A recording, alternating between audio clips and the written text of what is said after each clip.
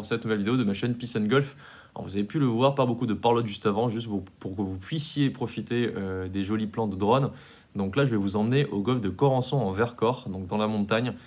J'ai pas joué beaucoup de parcours de montagne dans ma vie. Ce qui est sûr, c'est que selon moi, c'est vraiment le plus beau parcours de France, en tout cas de tous ceux que je connais. Et même si la beauté, évidemment, c'est relatif, franchement, j'en ai joué un paquet de parcours dans ma vie et j'ai jamais été autant émerveillé du trou numéro 1 au trou numéro 18. Les 18 trous sont tout simplement tous exceptionnels. Et chaque trou est une petite surprise, un petit bonbon quoi.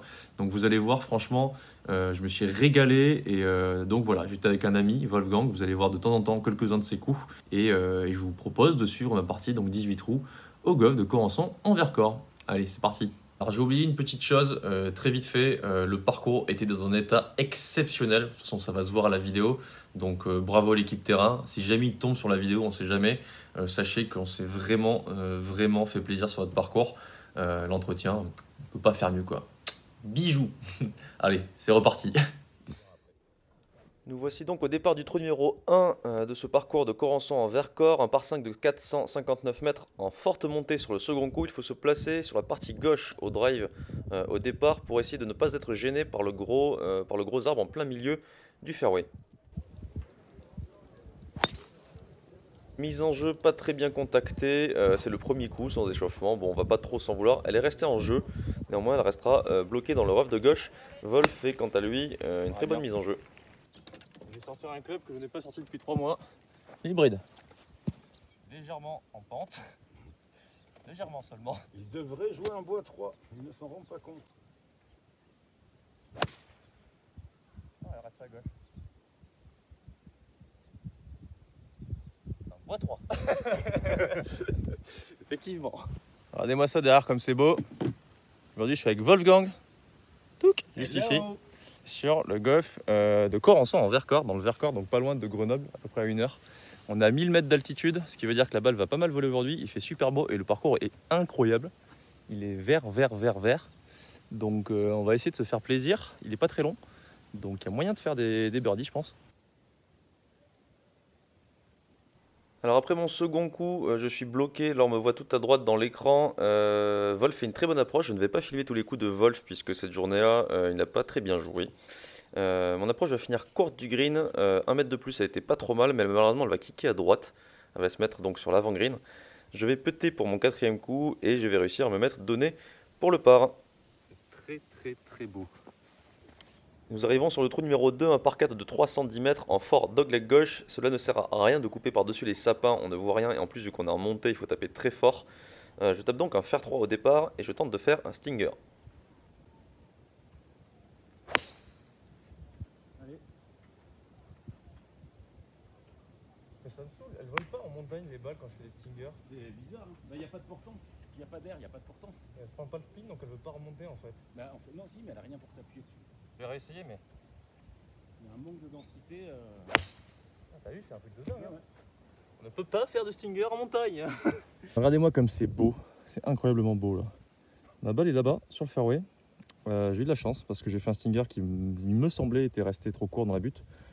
Elle a quand même dû faire un gros premier rebond pour se placer, finalement bah, parfaite quoi. On va en profiter. Il me reste donc un petit coup de low wedge pour attaquer ce green. Je ne sais pas trop comment la balle va voler vu qu'on est en montagne. J'ose pas trop le taper. Résultat, je vais finir un petit peu court sur le green. Pas de danger. J'ai quand même un putt pour birdie que je vais réussir à mettre donné. Ça fera donc de nouveau un par. Qu'est-ce que c'est beau. Vous l'aurez compris, je suis littéralement en extase devant ce parcours, mais il faut se reconcentrer car là, le trou numéro 3, un par 4 de 315 mètres, présente une difficulté depuis le tee. En effet, c'est tout en montée et plutôt très étroit. Il faut donc taper un coup solide.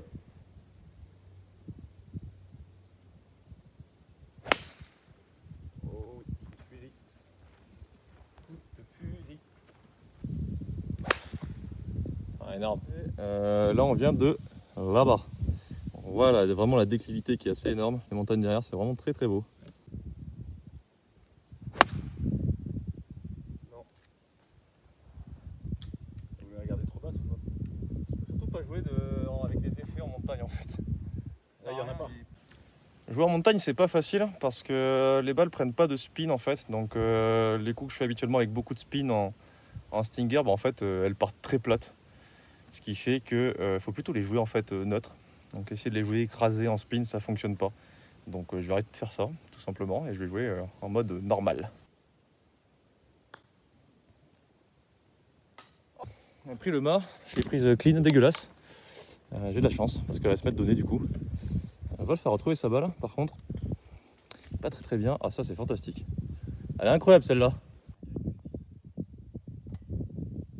Alors là on arrive sur un par 3 de 204 mètres. Apparemment c'est rigolo. Il y a un vent de gueux. Il y a vent contre. 204 mètres en grosse descente avec la montagne. Autant dire que pour trouver la bonne canne là, Moi, perso, je dis, il faut jouer 200. Il faut jouer la canne qui fait 200. Le vent annule la descente. je pense qu'effectivement le vent avec la hauteur devrait annuler tout ça. Donc on va essayer de jouer. Ouais. Drapeau est début, hein, donc il y a un petit peu moins. Moi je vais taper un fer 4 je pense. Et on verra. Je sais pas si vous allez voir le trou. Je vais essayer de passer la caméra un peu en hauteur. Je vais finalement taper un fer 5 sur ce par 3. Ma balle est bien contactée, par contre elle part malheureusement très à droite. Il est en hauteur avec le fer 5. C'est con, j'avais la canne, mais par contre j'ai fait un gros push. Je me retrouve donc dans le bunker à droite du green. Le sable est très agréable, la sortie n'est pas très compliquée, mais bon, faut quand même la réussir, ce que j'arrive à faire. Très mignonne, je suis content. Logiquement, c'est donné. Mais là c'est même plus que c'est beau, là, c'est jouissif. C'est trop beau, quoi. Je sais pas si ça rendra aussi bien la caméra, mais je pense, quoi. Donc là, on a un petit par 4, si je ne dis pas de conneries. Ou pas d'ailleurs, j'en sais rien. On va regarder ça.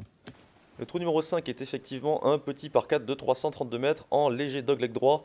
Pas trop de difficultés depuis le tee, néanmoins il faut quand même réussir à taper une bonne mise en jeu car la vue tellement belle a tendance à nous déconcentrer. Je vais donc me concentrer et tenter de jouer par-dessus les petits arbustes de droite. Ce n'est clairement pas ma meilleure mise en jeu, un peu comme celle du 1, je la contacte un peu bizarrement, la balle ne prend pas beaucoup de spin et ne vole pas des masses.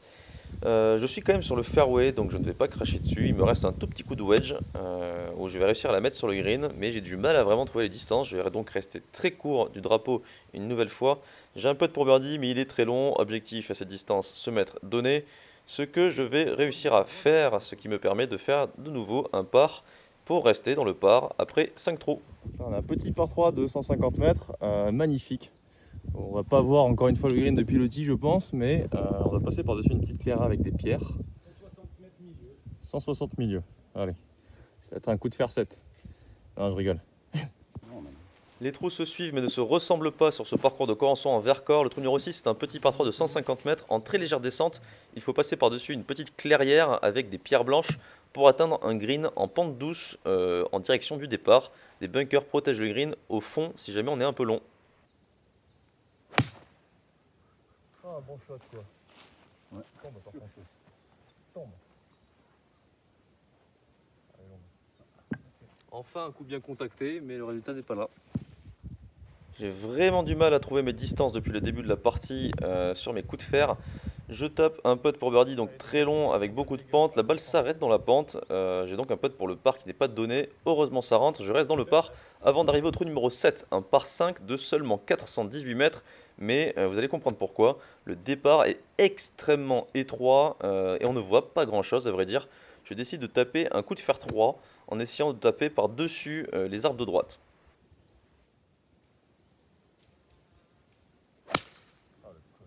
Mon premier coup est très bien contacté, malheureusement la balle part en poule beaucoup trop à gauche et je finis dans les arbres en face à 220 mètres. Je vais taper donc une balle provisoire en faisant attention cette fois-ci à taper beaucoup plus à droite, celle-ci est parfaite. Je vais donc espérer en croisant les doigts que la première ne soit pas trop mal placée. Depuis ce départ, savoir quoi jouer, c'est très étroit. Il faut la mettre soit dans le goulet à 180 mètres, soit essayer de passer par-dessus. Essayer de passer par-dessus, mais sortie un peu à gauche, elle est là en face. En montagne, ça vole, donc il y avait quoi, 210, 220 pour aller en face bah, à 220 pour aller en face, et elle a pitché direct en face, quoi. Donc erreur de canne, je pense. Je vais finalement retrouver ma balle dans une position légèrement inconfortable dans les sous-bois.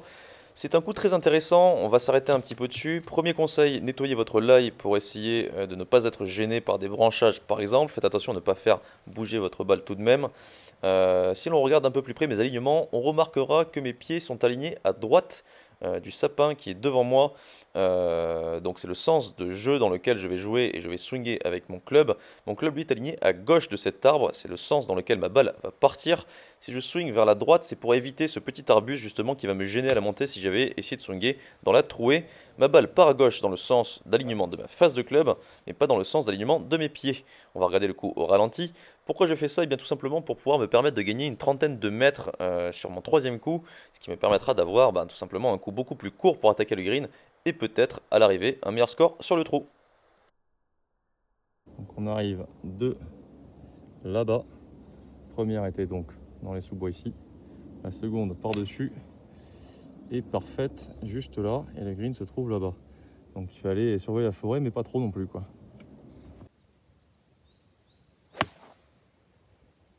Encore? Oh, elle en prend jamais assez. Ben ouais, mais on sait. Ah mais bon, au bout d'un moment avec la pente et tout, c'est bien ça. Et mon coup de fer n'a pas pris autant d'effet à gauche malgré la pente. J'ai toujours du mal à déterminer un peu les choix de club et aussi les lignes puisque la balle ne vole pas comme lorsqu'on est au niveau de la mer. Je me retrouve donc dans le bunker avec un pied en dehors de celui-ci. C'est pas forcément facile à jouer. Je prends un petit peu trop de sable, ma balle va finir un tout petit peu courte. J'ai quand même un pote pour le par qui est pas très compliqué puisqu'il est tout droit. Et si c'est dedans, je reste dans le par. Après cette trou, un bon sauvetage. Ouais, je fais que ça depuis le début. C'est bien. Il est incroyable ce green, il fait 50 mètres de long, super étroit. Puis sur la montagne là-bas, en limite à gauche, avec des pierres un peu partout, un bunker immense. Ah, tu sais jongler. Encore un par 4 de dingue, il fait 324 mètres, on ne voit rien. Si ce n'est qu'il y a des arbres à gauche, je pense qu'il faut taper tout droit. Pas être trop agressif en tapant un long club, je pense que je vais taper fer 3. Le trou numéro 8 est un par 4 de 325 mètres, très beau depuis le tee mais très intimidant car on ne voit pas grand chose si ce n'est des arbres à gauche au fond, ça semble faire un goulet, donc on devine quand même que le trou est très étroit, je tape un fer 3. Ma balle est bien contactée, malheureusement elle part en très léger push sur la droite, elle ne revient pas avec le draw, je vais donc taper une balle provisoire au driver tant qu'à faire pour essayer d'aller chercher le birdie sur la seconde.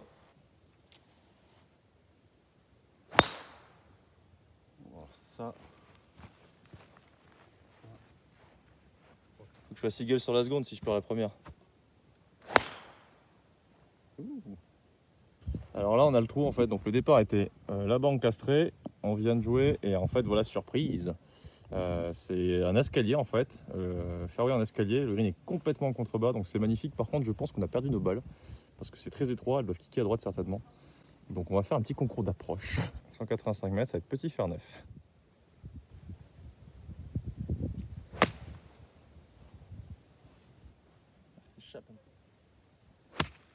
Mon coup de fer 3 est heureusement resté 2 mètres plus à droite et j'étais certainement en mauvaise posture. Petit coup de sandwich par-dessus, la tête de Wolf. Allez, piou! Je suis content. Pas facile de trouver le yardage sur des coups comme ça. Du coup, je suis au drapeau. Donc là, je suis content, j'ai fait un super shot. C'est clairement le parcours le plus beau que je n'ai jamais joué de ma vie. J'espère qu'en disant ça, il va me donner mon premier birdie. On a mocheté. Le drive est en fait trop long. Donc 320 mètres, en même temps qu'on voit le trou, la gueule du trou. Et première occasion franche de birdie depuis le début de la partie. Et c'est dans le trou. Birdie, -1. Ah, enfin un birdie. Le trou numéro 9 est un par 4 de 340 mètres en léger dogleg gauche. On ne voit strictement rien depuis le tee si ce n'est un bout de bunker et un bout de fairway à peu près 200-220 mètres. Je décide de taper le driver en visant par-dessus les arbres de gauche pour me raccourcir au plus possible le trou.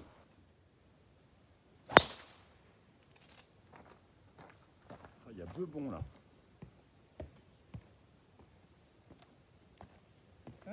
T'écoutes si tu l'entends chialer. Si tu veux savoir si elle pleure, oui elle pleure là. Ce que je craignais est arrivé, j'ai visé beaucoup trop à gauche sur ma mise en jeu depuis le tee. Néanmoins, je retrouve ma balle pas très bien placée puisque je suis gêné dans ma montée par un sapin. Toutefois, elle est là, je suis donc très content déjà de ne pas l'avoir perdue. Je vais devoir swinger très vertical pour ne pas être gêné, ce que j'ai réussi à faire. La balle est bien contactée, je touche le green, je suis très content de ce coup. Il me reste donc une bonne occasion de birdie. Merci. Bon, c'est pas mal vu la position. Cela fait 2 trous que j'ai un petit peu de réussite sur mes mises en jeu qui restent tout juste. Et sur les 2 trous, je me laisse 2 occasions franches de birdie. Je vais rentrer au 8. Malheureusement, au 9, il n'y a pas autant de pente que je le pensais. Ça ferait donc quand même un par pour passer cette allée en -1. Ce qui est d'un bon score sur un parcours finalement très technique et plus difficile que je l'aurais cru avant de prendre le départ du 1.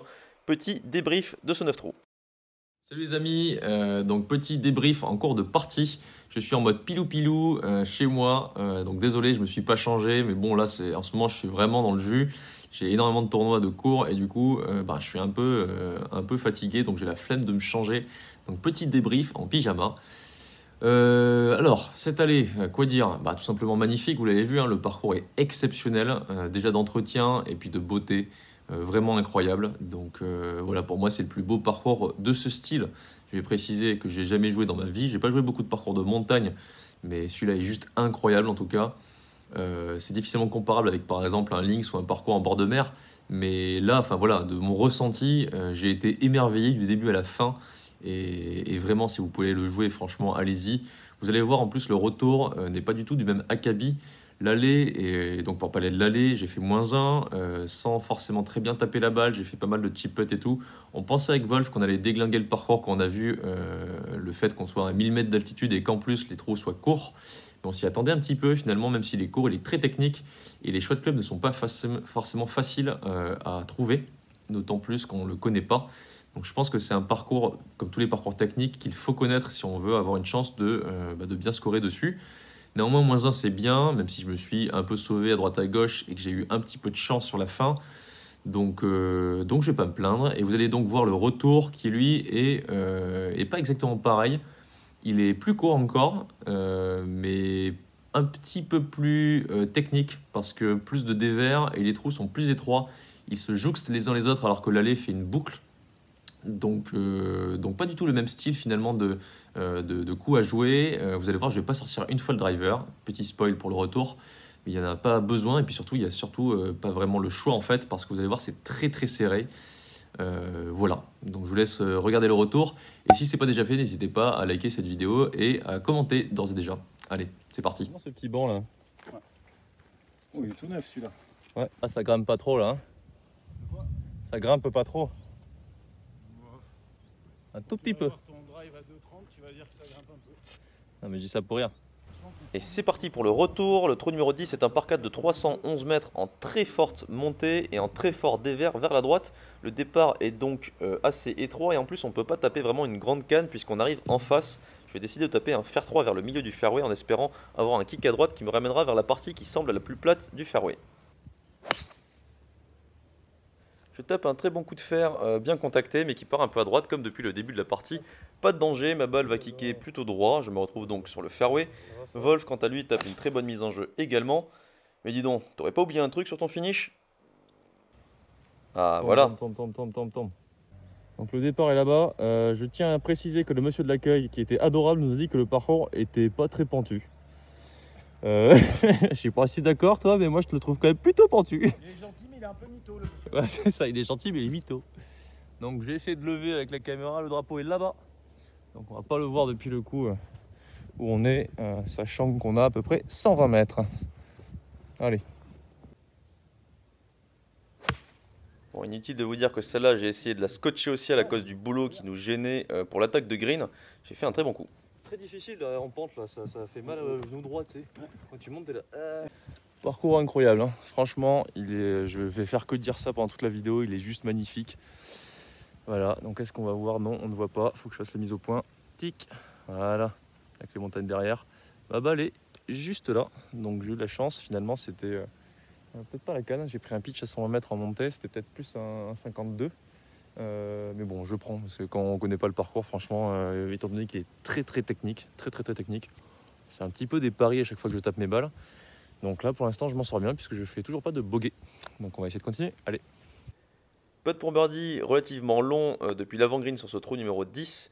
Objectif, faire de putt depuis cette distance, donc le dosage est très important. Je ne suis pas donné, néanmoins ça fait quand même le par sur ce trou numéro 10 pour rester à -1. On Wolf fait une belle balade aujourd'hui dans les bois. C'est sympa. C'est mon endroit préféré. Au moins tu connais bien le parcours là maintenant. Non, pas trop du coup, mais je connais bien ce qu'il y a autour. C'est beau le Vercors. Nous arrivons au trou numéro 11, un par 3 de 160 mètres en descente, très légère descente avec un green qui semble très grand et en dévers vers la gauche. Il faut donc normalement s'appuyer plutôt à droite et laisser faire la pente pour revenir vers le drapeau qui se situe ce jour-là, justement à gauche, ça tombe bien.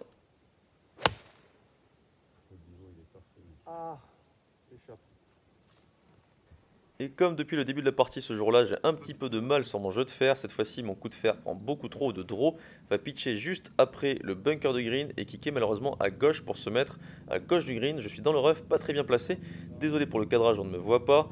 En revanche, on voit la balle, c'est un très mauvais chip qui va terminer beaucoup trop long et me laisser un putt pour le par très long en descente avec un fort dévers vers la droite.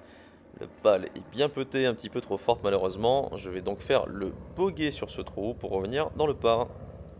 Avec les pierres au départ et tout, tu as tous les départs sur les pierres là.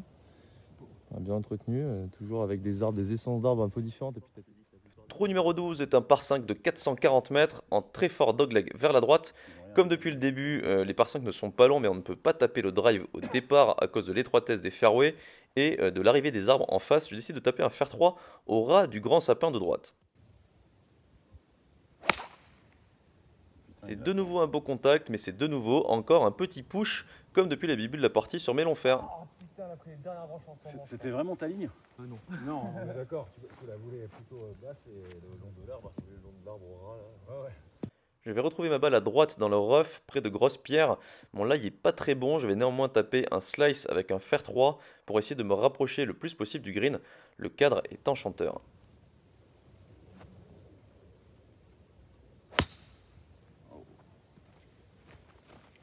On va vérifier la théorie comme quoi un arbre est fait à 90% d'air.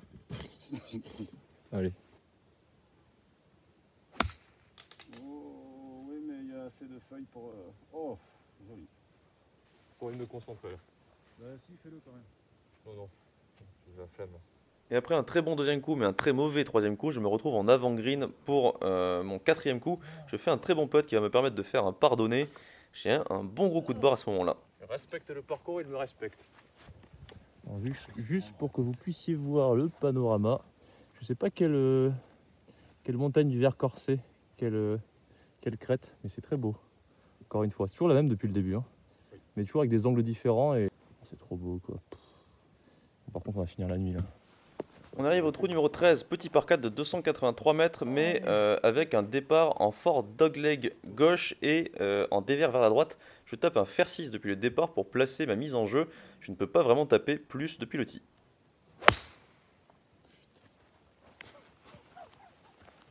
J'ai trop envie de prendre mon temps là. Il joue. Oh oui, c'est en ligne.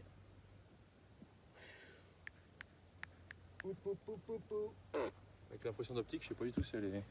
Alors pour vous faire le topo rapide de pourquoi du coup de barre et de pourquoi je ne me concentre plus des masses là depuis 2 trous, c'est juste qu'en fait ça fait 2 jours avec Wolf qu'on roule énormément. On est venu dans les Alpes pour aller chercher ma bagnole qui était en panne à Briançon depuis Bordeaux. La bagnole est récupérée, on en a profité pour faire un petit golf trip, pour faire des parcours qu'on ne connaissait pas. Allez, putt pour birdie, et il en manque qu'un. Mais non. Ah si. Mais non. Allez, c'est bientôt la fin, je vais tenter d'aller puiser le peu d'énergie qu'il me reste pour ce par 5 de 435 mètres en dogleg droit. Depuis le tee, je peux enfin taper un bois sur ce retour, c'est donc un bois 3 en petit fade. Non, ça va être parfait normalement. Ouais, j'ai l'impression. C'était pas censé être un fade? Elle a fait 1 mètre, je crois. Ouch! Ouch!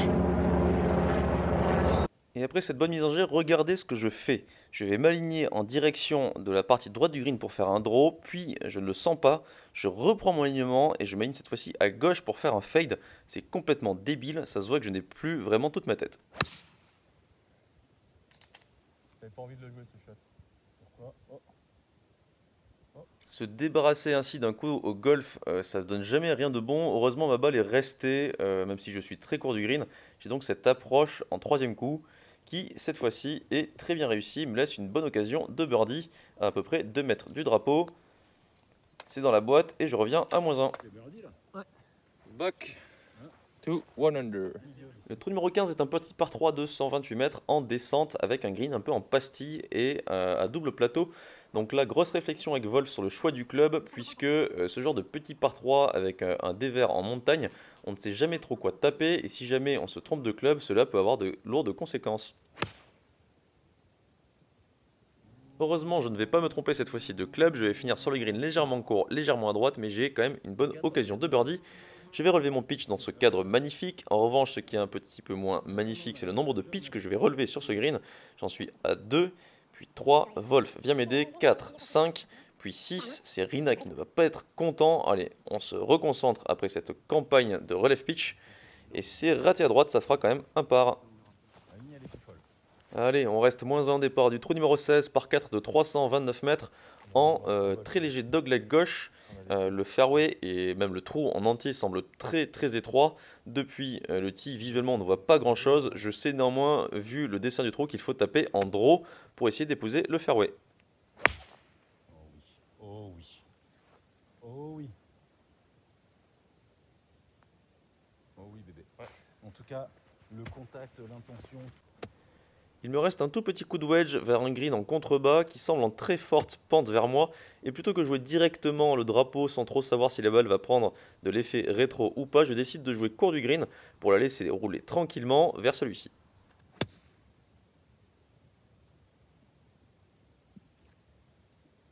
Mon coup de wedge est bien exécuté, malheureusement la balle ne va pas s'arrêter assez vite et je me laisse un putt pour birdie en forte descente.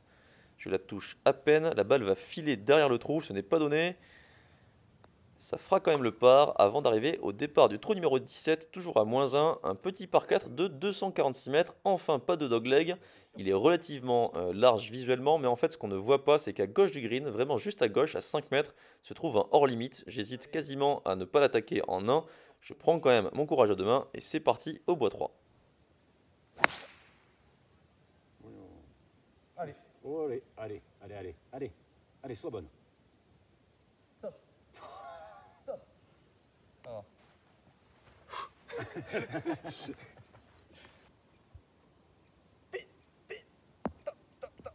Ah putain, tu l'enlèves 2 mètres, elle est parfaite.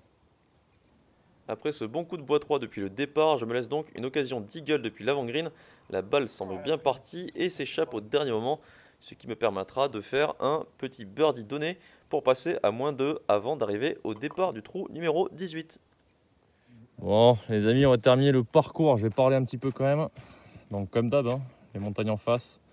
125 mètres, un gros dénivelé en direction du village. Un grand green qui réceptionne. Tous les trous sont incroyables ici. Allez.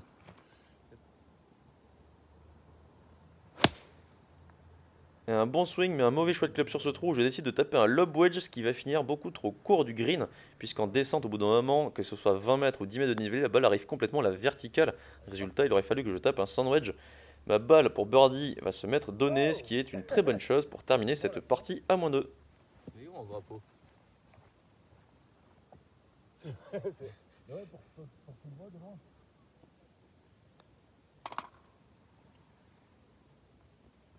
Un petit -2. Et ça nous fait un 69 -2 sur ce parcours du golf de Corançon en Vercors, -1 à l'aller, -1 au retour. Ça vaut bien un petit like si jamais vous n'y avez pas pensé depuis le début de la vidéo. Merci au golf pour son accueil chaleureux, pour cette journée mémorable, puisqu'avec Wolf on en a pris plein les yeux. Le lien du golf en description, petit bonus et ensuite débrief.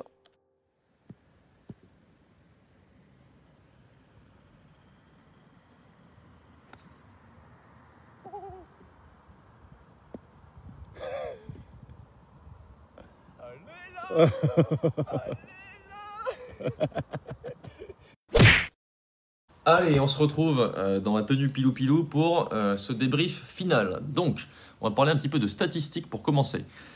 8 fairways sur 13. C'est pas énorme, mais c'est pas mal non plus, compte tenu de la difficulté des mises en jeu sur ce parcours, puisqu'il y en a énormément qui sont quand même très étroites. Donc, on va dire que c'est plutôt logique. Et puis, la plupart du temps, quand je l'ai raté, je l'ai raté, mais de peu. Donc, j'étais finalement juste à côté des fairways, ce qui n'avait pas une grande incidence finalement sur la carte de score. 14 greens sur 18. Donc c'est pas mal. C'est pas mal sur un parcours qu'on ne connaît pas. C'est à peu près dans les standards de ce que je fais habituellement. Donc voilà. Et 30 putts. Donc 30 putts, c'est bien aussi, c'est solide. J'ai pas rentré de ficelle. Par contre, j'ai fait vraiment beaucoup de putts solides qui m'ont permis de ne pas prendre 2-3 putts déjà. Et aussi, surtout, de rentrer mes putts de retour qui n'étaient pas tout le temps donnés. Donc j'ai été solide à moins de 2 mètres, on va dire, sur la partie. J'aurais pu en rentrer un ou deux de plus. Mais voilà, dans son ensemble, des stats, on va dire, logiques pour un score de -2. Voilà. Pour ce qui est de la partie en elle-même et de mon jeu, je dirais que j'ai eu du mal vraiment à m'habituer à l'air et au vol de la balle. Parce que, étant donné qu'on est en montagne, donc on l'a dit en début de partie, la balle n'a pas vraiment de portance, enfin ne s'appuie pas vraiment, en plus il faisait sec, donc je sais pas, il n'y avait pas d'humidité pour que la balle prenne du backspin. Et le backspin, c'est ce qui permet à la balle en fait de tenir dans les airs, de tenir une trajectoire. Et étant donné que moi je joue avec beaucoup de spin sur mes coups de fer, puisque je joue souvent des balles un peu écrasées en stinger, notamment en mise en jeu, là vous l'avez vu en début de partie, elles ne décollent pas du tout, puisqu'elles ne prennent pas le backspin pour pouvoir se lever dans l'air. Résultat, il m'a fallu un petit peu de temps pour comprendre la manière dont je devais frapper la balle pour réussir à faire des bons coups tout simplement. Donc en fait, il fallait taper plutôt neutre et plutôt en hauteur pour réussir à faire des bons coups. Sachant que, étant donné qu'elle n'avait pas de spin, j'avais du mal également à gérer mes effets, puisque soit j'en mettais trop et elle s'échappait très vite, puisque le backspin permet aussi de tenir la trajectoire en termes de direction. Voilà. Et du coup, j'en mettais parfois trop, ou alors pas du tout. Donc pas facile, sans parler même des distances, qui n'étaient pas simples, puisque pas mal de coups avec des dénivelés, des dévers, et donc cette fameuse altitude qui joue quand même pas mal sur les distances, parce qu'un coup mal contacté finalement fait une distance, on va dire, presque normale, par rapport à un coup qui serait joué au niveau de la mer. Mais par contre, un coup bien contacté fait une distance parfois phénoménale, ce qui fait que vraiment quand on commence à mal contacter la balle, on a des gros écarts de distance et c'est pas forcément facile à gérer. D'autant plus que l'attitude qui permet de taper loin, ça pourrait aider sur un parcours très ouvert, mais là vu que c'était étroit finalement, c'était pas vraiment très utile en fait de taper loin. Le même parcours au niveau de la mer, je pense qu'il est beaucoup plus facile. Là finalement l'attitude jouait plutôt en notre défaveur sur les choix de club. Je pense que si tu connais le parcours, par contre, il n'y a pas de souci. Mais vu que là, ce n'était pas notre cas avec Wolf, c'était difficile, tout simplement. Voilà. Sinon, Wolf, petit message. Très content d'avoir pu tourner ce vlog avec toi. Donc Wolf, c'est un très bon ami à moi qui habite sur Bordeaux. Je n'ai pas montré beaucoup de ses coups parce que tout simplement, il n'a pas très bien joué ce jour-là. On était vraiment crevés. Ça faisait plusieurs jours de route. Il m'a gentiment accompagné et je le remercie du coup pour cette vidéo et aussi pour m'avoir accompagné jusqu'à Briançon. Parce que j'ai eu la bonne idée de tomber en panne en vacances à Briançon, sachant que j'habite à 9 heures de route à Bordeaux. Je ne pouvais pas faire pire, quoi. Plein milieu des Alpes. Donc on allait chercher la caisse, on a profité pour faire un petit golf trip, comme j'ai dit dans la vidéo. Et ça nous a permis de découvrir ce magnifique parcours de Corançon-Vercors. Je ferai également un autre vlog que je sortirai dans peut-être quelques semaines, ou moi je ne sais pas trop quand j'aurai le temps, sur le golf des volcans qu'on avait fait la veille, où là Wolf a bien mieux joué, donc là vous le verrez plus. Voilà. Que dire sinon, si je dois faire une conclusion à cette partie, je suis content parce que j'ai quand même réussi à jouer sur le par sur un parcours qui n'est pas facile et qui est technique quand on ne le connaît pas. Et ce qu'il faudra retenir, c'est que quand vous ratez des coups de golf, c'est pas trop grave à partir du moment où ils ne sont que très peu ratés. Il vaut mieux faire 2 coups qui terminent dans les roughs aux mises en jeu plutôt qu'un coup plein fairway et un coup vraiment raté qui termine en limite. Au golf, c'est la capacité à rater des coups de peu qui permet de scorer. Pendant cette partie, j'ai pas bien tapé la balle honnêtement, je les ai pas très bien contactés, mais mes coups ratés étaient pas trop ratés, donc finalement dans le score ça ne se ressent pas trop. Si j'avais fait plus de bons coups, mais que j'avais aussi raté beaucoup plus franchement certains coups, là par contre j'aurais certainement fait un score bien plus élevé. Voilà, si je n'ai pris qu'un bogey, c'est justement parce que mes coups ratés étaient pas trop ratés. Donc voilà la conclusion que je ferai de cette partie. Il ne faut pas trop s'agacer quand vous ratez vos coups à partir du moment où le résultat n'est pas si mauvais et que la balle reste en jeu et que vous avez toujours une chance de vous rattraper soit sur le petit jeu, soit au coup suivant. Voilà. Donc j'espère que cette vidéo vous a plu. Je reprends la petite phrase de fin. Et puis comme d'habitude, likez, partagez, commentez, abonnez-vous à ma chaîne et mettez la petite cloche des notifications pour recevoir toutes les prochaines vidéos, vlogs ou autres. Allez, à bientôt.